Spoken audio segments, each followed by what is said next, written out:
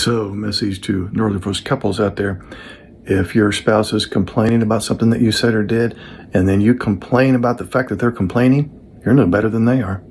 If your spouse is yelling or giving you the silent treatment, and then you get upset and yell back or give them the silent treatment, you're no better than they are. If your spouse is having a temper tantrum, and then you get upset and have a tantrum because they're having a tantrum, you're no better than they are.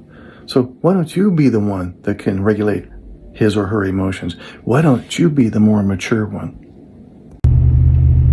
Okay, so a little message to the neurodiverse couples out there. When the two of you have a knockdown, drag-out, brutal fight or argument, don't do a post-argument analysis in your head.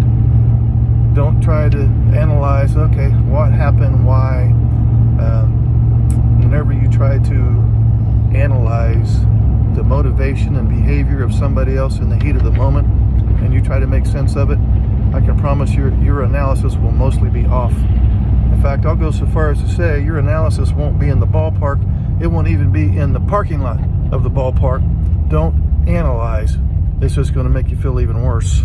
So, for those of you who are really, really struggling in your neurodiverse marriage, I want you to never, ever forget these 5 points. Your most difficult people are your greatest teachers. Your most difficult situations strengthen you. The less you try to control others, the more control you get. Rather than focusing on what you don't want and what's going wrong, focus on what you do want and what's going right. And rather than focusing on how you're being mistreated, focus on how you can take care of yourself. I was speaking with somebody the other day, and this person said, "Oh, I'm 100% certain that my spouse is narcissistic. I've done my research, and he's definitely not ASD.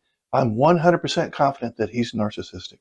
Okay, so you're going to play psychiatrist and diagnose your spouse with narcissism. You're the expert, and you're 100% convinced that your spouse is narcissistic. Isn't that kind of a narcissistic thing to say? Quick message to the neurodiverse couples out there. Your complaining has gotten you nowhere. Nowhere.